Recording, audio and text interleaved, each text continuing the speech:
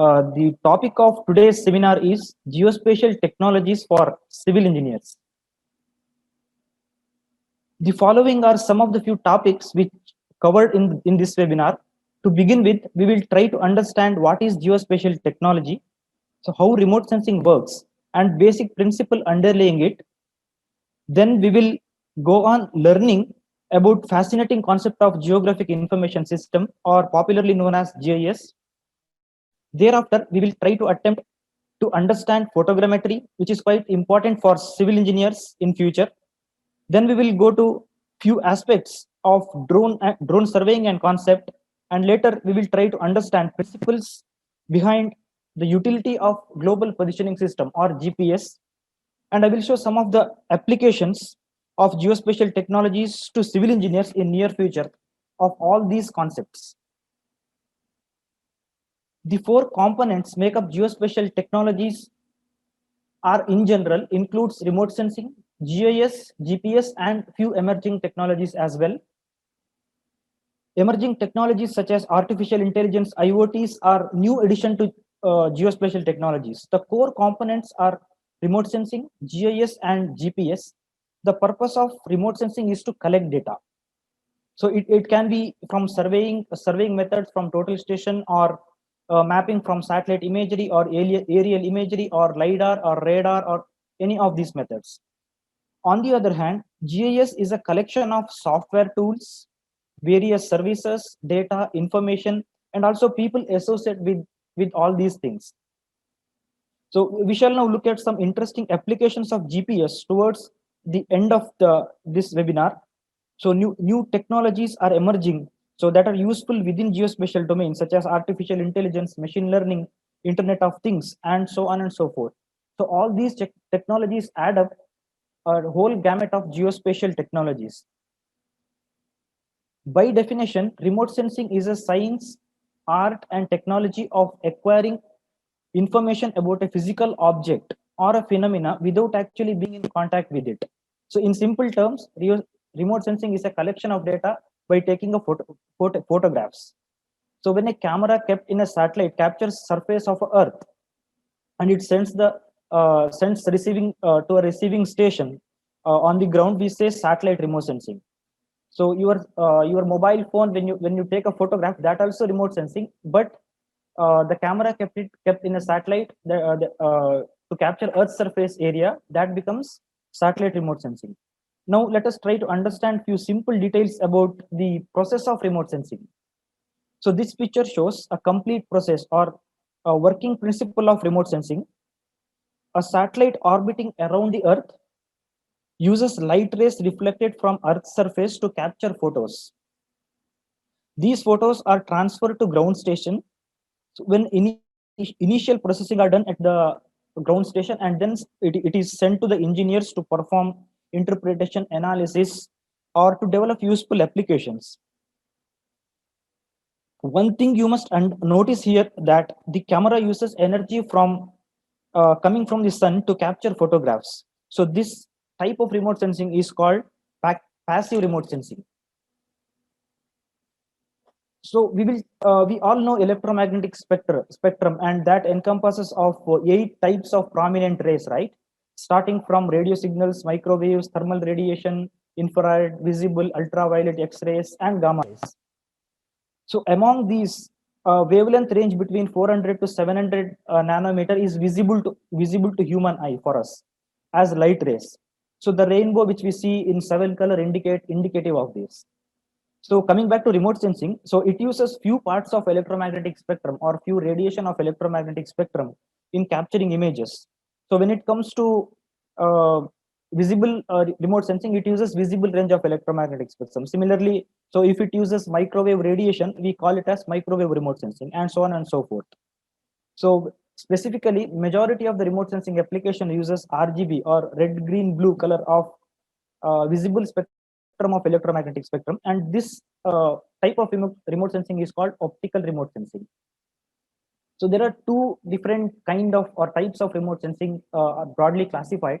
So first one is active remote sensing, and active remote sensing is basically uses sensors its own energy. For example, LiDAR, microwave, or radar. So here a sensor itself will generate energy based on a battery or energy source, and it sends the signals to Earth's surface to capture the feature, and then it receives back to capture the energy or the details of that object. So when it comes to passive remote sensing, as I mentioned earlier, it uses visible light from sun's energy in passive remote sensing type. So these are some of the examples of remote sensing images captured by ISRO or Indian Space Research Organization. The sensor, this example sensor is a linear image self-scanning sensor or LIS3 image. It is capable of producing up to 2.23 meter pixel size given here. It can the next version LIS4 can up to capture even 5.8 meter resolution. Also, here a resolution means image. So if you zoom a particular image, so you will it get pixelates. Each pixel will represent some distance on the ground. So that pixel size we call it as spatial resolution. The concept of resolution comes in that manner. So one more example. So this example is from Cartosat. So this is one more sensor which ISRO has. So it is capable to produce 1 meter of spatial resolution. So using this kind of high resolution images, civil engineers or cartographers will be able to produce accurate maps. This example is from Hyderabad city, Hussain Sagar Lake.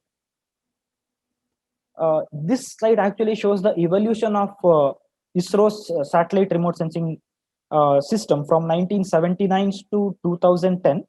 So during 1979, ISRO launched first satellite remote sensing satellite called Bhaskara. So it could able to capture only 1 kilometer of Earth surface in 1 pixel.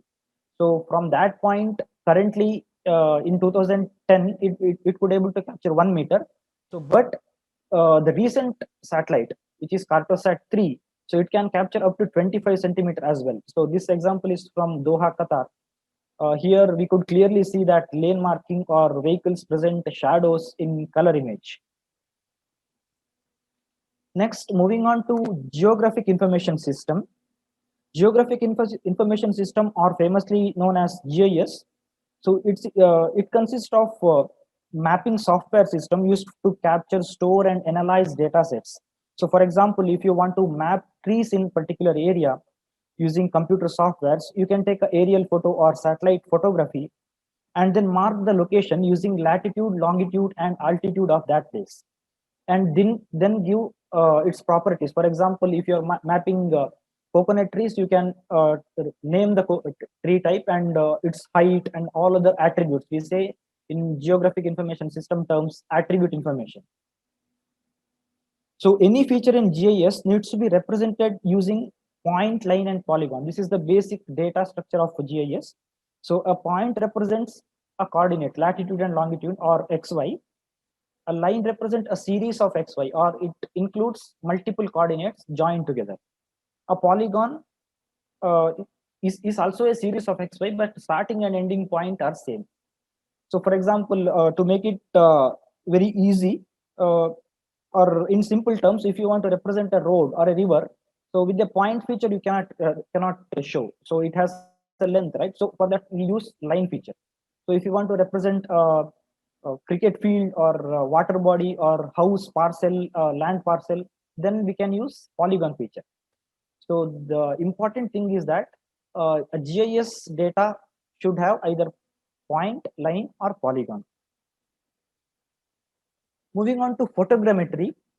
The word photogrammetry is derived from photo, gramma, and metry. Photo means light, gramma means drawing, and metry means measurement. So in simple terms, measuring from photos. I'm not going to read out the entire definition, the textbook definition of photogrammetry. The basic concept is we take photograph from certain sensor and prepare maps or do measurements using software or photogrammetric softwares. The inception of photogrammetry is very interesting. So it started in 1858 by a person called Mr. Felix. He took the first aerial photo over Paris city using a flying balloon, so from an altitude of 1200 feet or about 300 meters height. So these photos are used to prepare maps of Paris city, and those were the early maps prepared using photogrammetric techniques. one more important concept in any maps, so it can be from the total station survey or plane table survey or GIS or remote sensing or from photogrammetry or from any method, the basic concept which we need to understand is scale of a map. By definition, scale is the ratio of distance on map to distance on ground. For example, a 1 is to 1000 scale map, in 1 is to 1000 scale map, 1 unit on a map represents 10,000 unit on the ground. If for example, if it is in meters, 1 meter in map represents 10,000 meters on the ground surface. Moving on to drones, or they are called unmanned aerial vehicle or UAVs, is an aircraft without pilot, with the ability to fly autonomously by using remote controls. So there are two types of drone operations. One is automatic and one is manual.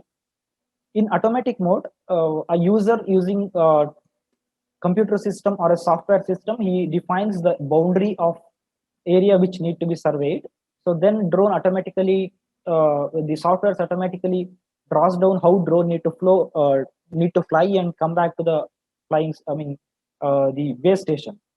In pilot mode, a pilot will drive the drone, or he will direct the drone using a remote control to fly over the study area and take videography or photography of specific areas. Payloads means what kind of sensor is kept in fitted to a drone or UAV to capture the data sets. When it comes to remote sensing, there are majorly 4 different kind of sensors are available in market to carry out surveys using drones. One is RGB camera, that is red, green, blue colored cameras. The normal photographs or the photographs which we get in mobile phones or regular Sony cameras, those kind of things. And the next thing is a multispectral sensor that is able to capture multiple bands. That means it can capture in thermal bands, it can capture in infrared bands of electromagnetic spectrum. And it is useful in many kind of analysis such as land use studies, vegetation mapping, what is the temperature of water surface. All those applications, use multispectral sensors. Hyperspectral sensors means in remote sensing, the electromagnetic spectrum is divided into hundreds of bands. So it is able to capture narrow bands in hundreds of numbers. LiDAR sensor is just uses LiDAR technology, the light detection and ranging technology. It creates light and light rays hits the target and receives. Similar sensor also fitted to drone. So these kind of sensors also available in the market that can be fitted to any drones.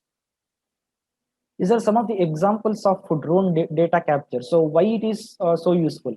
Suppose a civil engineer or a water resource engineer wants to map the agriculture land and get the area, so he can fly over that place. Or if some urban planner wants to understand 3D city or the road network of a city, he can fly a drone in a city and get the maps.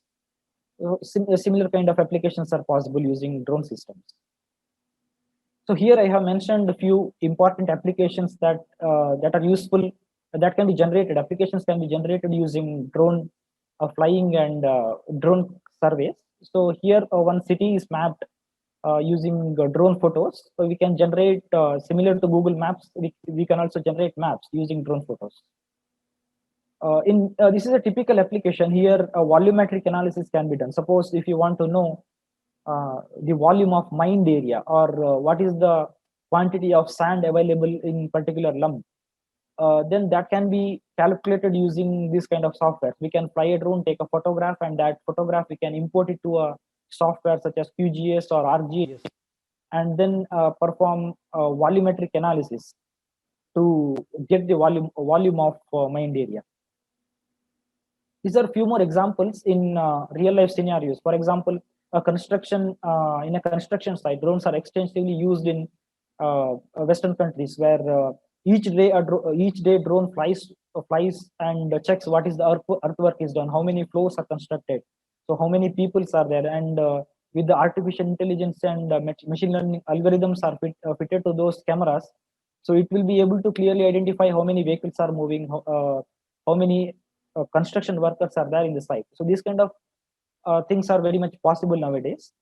And in renewable energy sector also, drone is flown over a solar plant, and a thermal sensor is used to identify what is the temperature of uh, the solar panel, so that if the temperature is low, then it performs better. So if some faulty system is there, it can be identified, so that an electrical engineer who is monitoring the solar plant can come and fix those things.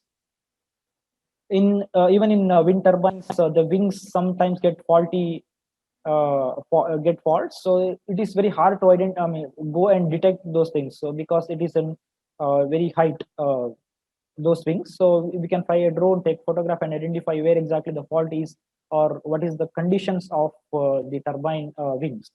So these kind of applications are there in the industry using drones. So moving on, so imagine yourself in forest, or in Iceland, or in a ocean, or in a desert. So how you will get to, or if you get lost in that kind of conditions, so how you will come to a nearby village or nearby road. So now you have the mobile, right? So the GPS, which uses uh, your mobile GPS, will get you the location. So how exactly it is done? It basically uses a technology called geographic positioning system, or GPS. So we are going to see broadly how GPS is useful for surveying in terms of civil engineering applications. So before going to that, so I just want to show some of the history of so how GPS come into picture. So GPS is a worldwide radio navigation system formed from constellation of 24 satellites, so that revolve around the earth, and it started by the United States Department of Defense, not for mobile mapping purpose. It is meant for, initially it was meant for defense purpose, and they launched it in 1974 itself. So from then, from 1974 till the year 1955, they launched 24 satellites, so that it is fully operational. So why 24 satellites? I'll tell you in a minute.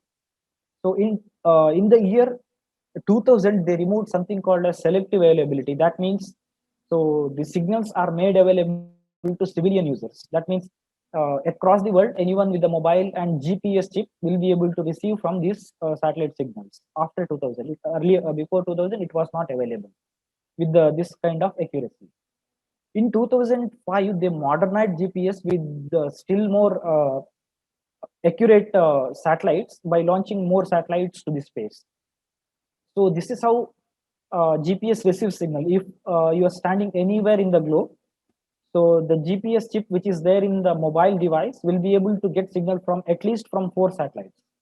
So if it gets signals, radio signals from at least from 4 satellites, it is able to do a process called triangulation and get the location of that place. So not only X, Y, or latitude and longitude, it is able to give you an altitude with a reasonable amount of accuracy as well. When it comes to surveying using GPS, since GPS is able to give accuracy up to centimeter level using technology called DGPS or RTK survey, that is differential GPS. In that case, two receivers are used. One is a base station, one is a rover.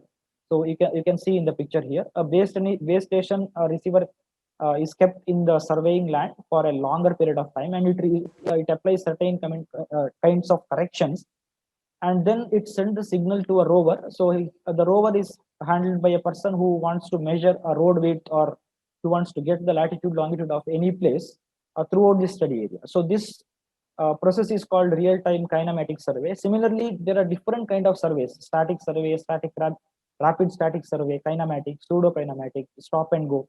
So these are the different kind of surveys are conducted in the surveying field by civil engineers or cartographers using GPS. So the mobile GPS which we have in every mobile, so that gives accuracy from 3 to 10 meters.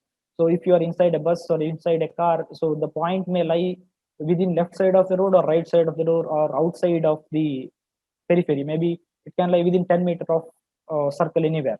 But the surveying grade GPS devices, which exclusively meant for surveying, will be able to give you an accuracy of uh, 10 centimeter or less than that. That means a point may vary within 10 centimeter circle only.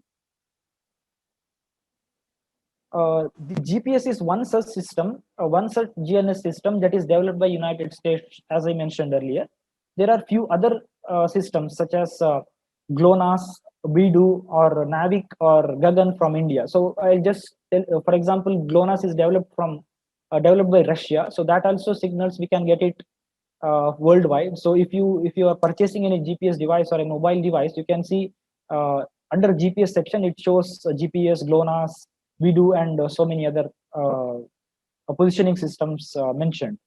So from European Union, they have a system called Galileo. China has BIDU. Japan has QZSS, and India recently have IRNSS or NAVIC or Gagan. The range of Indian regional navigation satellite system or IRNSS is only meant for South Asia region, so covering 1400 square kilometer around India.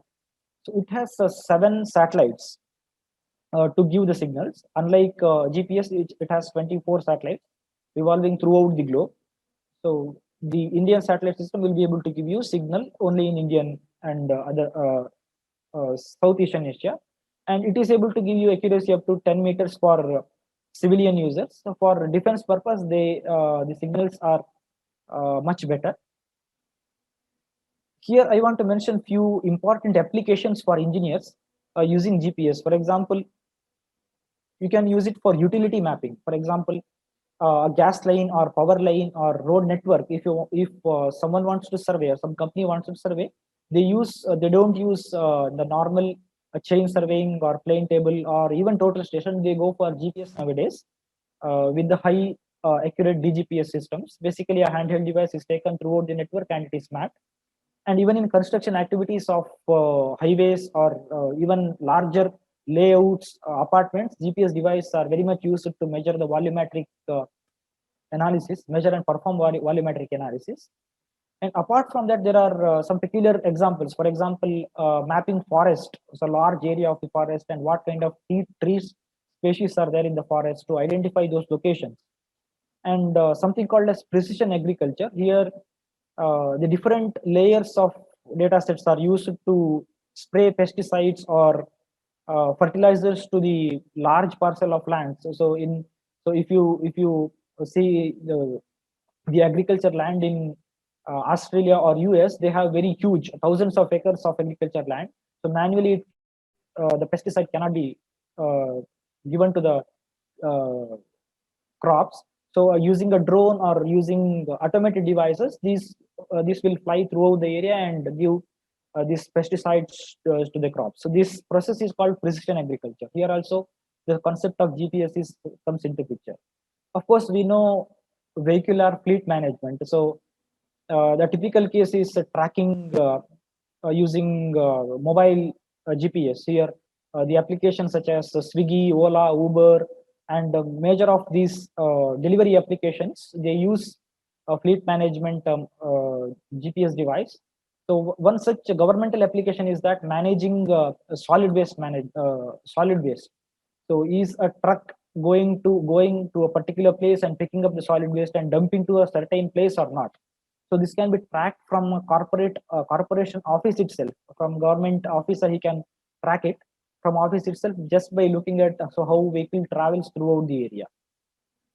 When it comes to personal tracking, so this is done by app developer companies also, and even in Western countries where they want to track their kids, small kids, are they within the periphery of school or not? So what they do, they keep a toy kind of GPS device within their bags, and they are continuously monitored. So if in case they happen to go out of the school environment, so immediately an SMS or alert is sent to management and the parents of the kids. So these kind of applications are being built now. And of course, in land surveying, so in India, there is a scheme called Swamitva. So here, central government wants to map entire country using drone images in 5 centimeters. So this is a huge project which is spanning to more than 10 years. So a few states are mapped till now. So of course, government alone cannot do. There are so many private companies. They do drone mapping for this land surveying purpose. Here, every agriculture property, houses, all properties throughout the country are mapped using drones. So these are done by Survey of India, along with Survey of India and ISRO. And last but not least, military applications. Military is the main purpose GPS came into existence by United States, and nowadays all military applications use GPS tracking. So you might have seen in several movies or documentaries where they use location-based services to track the progress or to track several activities. So these are few important examples that is meant for civil engineering applications. For example, in water resource planning, the Department of Water Resources, they map entire canal network or the river network using GIS maps, and the satellite imagery are used in mapping that, and they calculate so how much of water requirement is there, crop water requirement is there, by just looking at the land parcels and agriculture fields, how many people are living in certain buffer of that canal. So these kind of mappings are done extensively using GIS and geospatial technologies. And in geological mapping, there is an organization called Geographical Survey of India. Similar to Survey of India, they exclusively do geological mapping of entire country. Every rock, every hills, faults, geological structures throughout the countries are mapped for a strategic purpose. And this example is from flood and drought assessment. You might have heard the recent Uttarakhand floods or tsunamis, in which ISRO gives alerts saying that this much of area is inundated. People immediately need to move to safer areas, this kind of thing. So how they get this kind of data? They cannot go to that flooded area and get the details, right? So what they do, they'll get an image from a satellite and then validate. So check, so is water is inundated that place or not, and then direct local government or local authorities to take necessary action. So similarly, flood and drought assessment also. Drought assessment is very useful in giving insurance to farmers. So several farmers, they claim insurance, but so how do we assess this? They are affected. Their agriculture field is affected by drought or not. So this can be done with the satellite imagery. So since these satellites keep on revolving around the earth on everyday basis, every day they keep on taking the pictures of entire country. So these images are archived in the government or ISRO record. So they'll take that record and calculate these area-based statistics for drought assessments. Of course, in urban and rural planning, the parcels or land parcels are used, as I mentioned earlier. So even in road alignment or canal environment, the right of way estimation, the geographic information systems or geospatial technologies are extensively used. I want to talk about few emerging technologies here. So geospatial technology is not only limited to a particular engineering branch. There are several new technologies such as face recognition from images, gaming, or virtual reality, robotics, or speech recognition. So you might have heard this mobile. So if you speak something, it gives answer. Or Alexa, Google, Alexa, Amazon, these kind of things. Similar kind of technologies are applied to geospatial maps also. So to generate automatic maps. So how it is done? So basically, a map is taken and algorithmic models are developed. So right now we don't have to worry about these things. All these things are built up in a software. So if you take ArcGIS or a QGIS or any software, there are plenty of tools available where you can automatically map several land features. So here is the example. So we can identify a feature, we can identify a tree, we can identify a house, or we can create entire road network automatically using existing softwares. So in a construction site here, sorry, in a construction site, a drone image is taken. So it is automatically able to identify how many vehicles are there and where is the location. So this is done automatically using feature detection and machine learning, computer vision technologies. So these technologies are also coming up very handy in geospatial applications. These are used by real life applications by several engineering departments throughout the country now. When it comes to 3D city models, monitoring urban development, this is a very good example here. So over the year, change is monitored. For example, from 1950 to 2000, so over 50 years, how city is developed, how many new construction is happened, And in earlier years, so many tall buildings were not there. Only fewer buildings are there here and there. But so over the years, new buildings has come up. So this can be we can scroll here and see using the 3D city model. These kind of applications can be built for civil engineers or using geospatial technology. You might have seen Google Earth. If you go, there is an option so that we can scroll to earlier year and see how the images, the same land looks 15 years ago, 20 years ago. So those kind of images also added in Google Earth. For example, if a lake is disappeared from your locality in 15 years back, so what is the extent of that lake, the extent of the river? Those things you can check in Google Earth image. You can do it after maybe tomorrow. Geospatial technologies for future cities. So this is a new concept here. The government wants to use geospatial technologies for all smart cities in India. There are 100 plus smart cities across country. So all smart city projects do employ geospatial technologies for their various projects.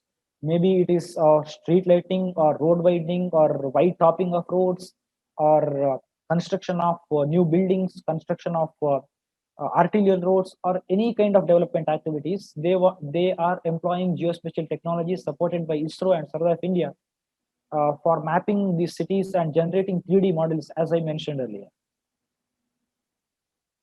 When it comes to career opportunities, just to give a ballpark figure, there are 25 plus government employees. They directly recruit engineers with the skills of geospatial or remote sensing or GIS, drones, and this kind of aspects. So each government department requires this kind of skills. Since these technologies are coming of age technologies, earlier generation, they do not have the necessary skill sets that to carry out the projects. Therefore, in upcoming days, engineers with these kind of skills are necessary to carry out projects. Of course, there are 330 private companies. Those are exclusively meant for GIS data related fields. In data vendors, that data vendors means they are only meant for data preparation companies. So there may be drone companies, or it can be do physical surveys or total station or any kind of surveys, aerial surveys. There are 100 plus GIS data vendors itself in India, and this is a new trend. Now there are several drone companies are popping up in metro cities of Bangalore. For example, in Mumbai, Bangalore, Chennai, Kolkata, Delhi, there are several new drone companies are coming up. They employ engineers to perform physical mapping and process and analyze the data sets and generate different kind of applications that are useful different private companies. And in India itself, there are 400 plus GS educational institutions. So all these figures are related to India, but India is in very nascent stage compared to career opportunities when it comes to these things. This is just going to explode. I mean, this is just going to multiply in future years. So when we see job portals, GIS roles means most of the jobs are coming from US, UK, or Australia, and these kind of things. But in India, if you compare today with 10 years before, there are plenty of opportunities are available for engineers with these kind of skill sets. When it comes to specific roles in geospatial sectors, I have just divided them into 5 categories. There is the executive level, analyst, cartographer, surveyor, and technician. At executive level, they know the full know-how of a project, and they lead the project. So that involves development of a software to actual physical surveying and giving the solution to government or any of their clients. And the managerial role. When it comes to analyst, the majority of these things are done by engineers. So they prepare map, they analyze your GIS data set using GIS software such as QGIS and so many other softwares. So it is like a CAD software. Here we learn few skills and perform analysis over that data sets and prepare reports so that a company or their supervisor can take useful decisions.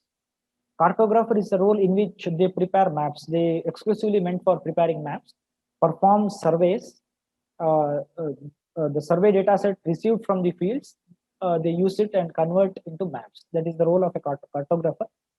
When it comes to surveyor, they use these drones or satellite images, a total station, and several other techniques to actually survey in the field by taking the assistance from the technicians. The technicians are the people who actually do the job in the field. They help surveyors, engineers to get these data sets so that useful data sets are prepared.